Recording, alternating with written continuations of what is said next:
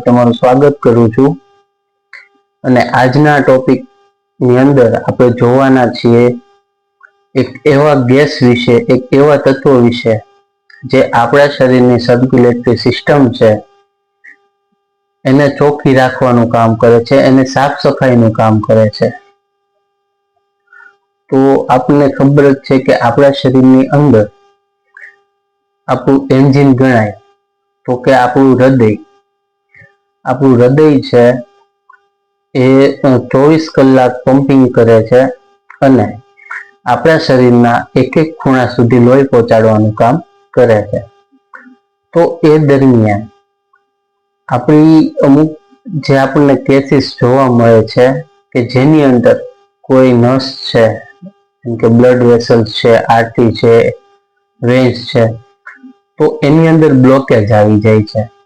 તો એ બ્લોકેજ આવવાનું કારણ શું? ત્યારબાદ આપણે જોઈએ કે અમુક સમયે જ્યારે વ્યક્તિ સૂઈ જાય છે તો એ પછી ક્યારેય ઊભો થતો નથી।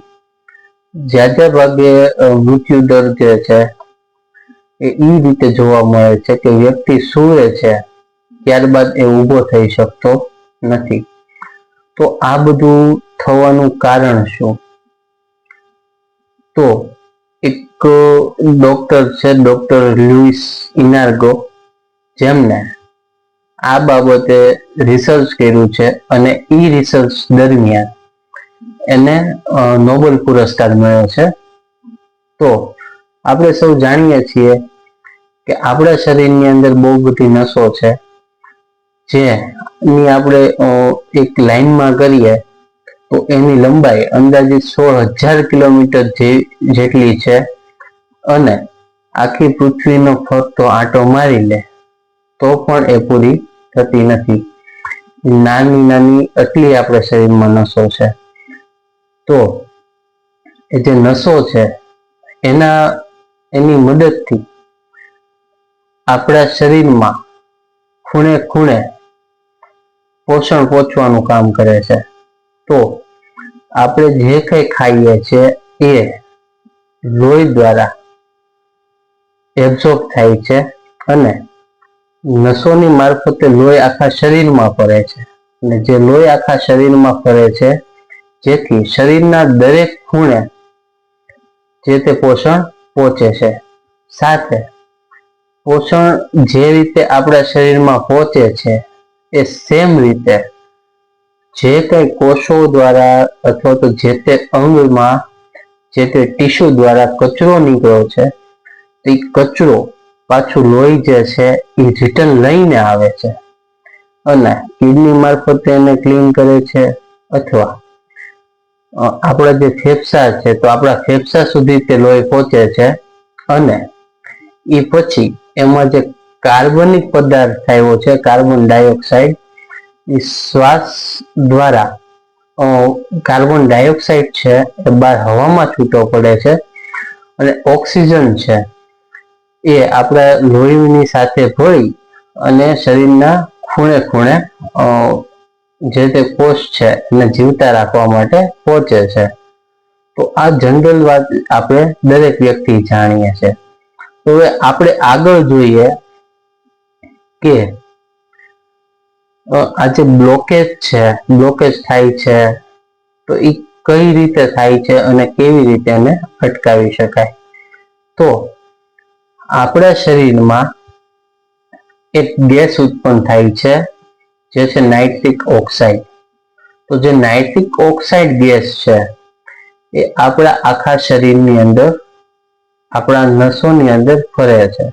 આપણે સવારે જાગી અને જે રીતે ઘરની અંદરથી કચરો કાઢીએ એ જ રીતે નાઇટ્રિક ઓક્સાઇડ જે છે એ આપણી નસોની અંદર જમા થયેલો જે કચરો છે જેને આપણે ફ્રી રેડિકલ્સ કહીએ છીએ એને કાઢવાનું કામ કરે છે। તો એ જે નાઇટ્રિક ઓક્સાઇડ જ્યારે આપણી નસોની અંદર ફરે છે ત્યારે આપણી નસોની જે ઇલાસ્ટિસિટી છે એ વધારે છે જેથી આપણી નસો જે છે એ સંકોચાતી નથી અને વ્યવસ્થિત રીતે આખા શરીરની અંદર લોહીનું પરિભ્રમણ કરે છે.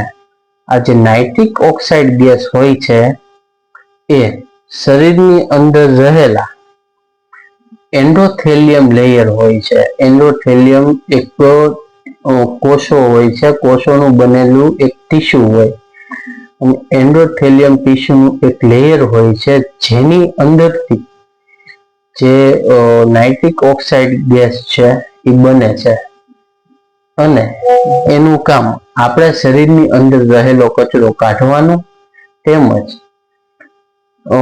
આપણે બીજી રીતે કેવું હોય તો જે સિગ્નલ ઉપર ટ્રાફિક થાય છે ત્યારે ટ્રાફિક પોલીસનું કામ ચાલુ થાય છે જે તે ટ્રાફિક ક્લિયર કરવાનું. એ જ રીતે આપણા શરીરની અંદર જે કાંઈ આપણી જે બ્લડ વેસલ્સ છે, વેન્સ છે, આર્ટરી છે, એની અંદર જે કાંઈ કચરો જમા થાય છે તો એ કચરો કાઢવાનું કામ નાઇટ્રિક ઓક્સાઇડનું છે. અને જો અમુક એજ હોય છે, જેમ કે 40+, 45+ કે 50 વર્ષની ઉંમર થાય છે, ત્યારબાદ આપણા શરીરની અંદર નાઇટ્રિક ઓક્સાઇડ બનવાનું ધીમે ધીમે ઘટતું જાય છે. જ્યારે નાઇટ્રિક ઓક્સાઇડનું ઉત્પાદન શરીરમાં ઘટે છે તો એ દરમિયાન આપણી જે બ્લડ વેસલ્સ છે એ બ્લડ વેસલ્સમાં જે છે એ ધીમે ધીમે એનું સંકોચન થાય છે. એ જે ઇલાસ્ટિસિટી એની છે જે કે રબર જેવું જે રહેવું જોઈએ એ રીતે રહેતું નથી. અને ત્યારબાદ અમુક આપણને કેસીસ જોવા મળે છે બ્લડ પ્રેશરના છે, શુગરના છે. તો જ્યારે આપણા શરીરમાં નાઇટ્રિક ઓક્સાઇડનું ઉત્પાદન ઘટી જાય અને ફ્રી રેડિકલ્સ છે એ આપણા બોડીમાં જમા થાય તો એક સમય એવો આવે છે કે જાણે કોઈ પાણીની પાઇપ હોય અને પાઇપની અંદર આપણે કોઈ લાકડું ભરાવી દીધું નાનું એવું, કે પછી કોઈ રેતી ગળી ગઈ, એવું કંઈ થાય અને જે રીતે પાણીનું પ્રેશર ઘટે છે અને જે રીતે બ્લોકેજ થાય છે તો એ જ રીતે આપણા શરીરમાં રહેલી બ્લડ વેસલ્સની અંદર એ પ્રમાણે બ્લોકેજ થાય છે. અને એ બ્લોકેજને અટકાવવા માટે આપણા શરીરમાં નાઇટ્રિક ઓક્સાઇડનું બનવું જરૂરી છે.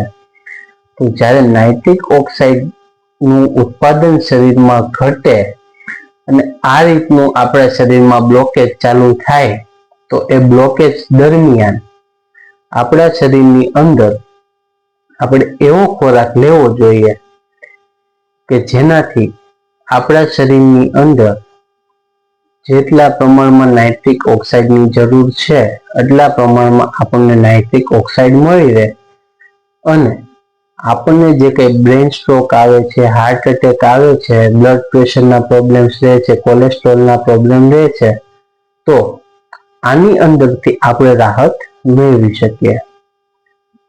તો મારું જ્યાં સુધી જ્ઞાન હતું એ મેં આપની જોડે શેર કર્યું છે. અને જો આપને કોઈને સ્વાસ્થ્યને લગતી કોઈ પણ સમસ્યા હોય તો નીચે આપેલ નંબર ઉપર તમે અમારો સંપર્ક કરી શકો છો. અમે કોઈને દવા આપતા નથી. વ્યક્તિગત પરિણામો અલગ અલગ હોઈ શકે છે. એમજ અમે લોકોને સારા ખોરાક દ્વારા સારું જીવન મળે એવો અમારો એક નાનો એવો પ્રયત્ન છે. જો તમને સ્વાસ્થ્યને લગતી કોઈ પણ સમસ્યા હોય તો તમે અમારો સંપર્ક કરો, અમે આપને માર્ગદર્શન આપીશું. આભાર.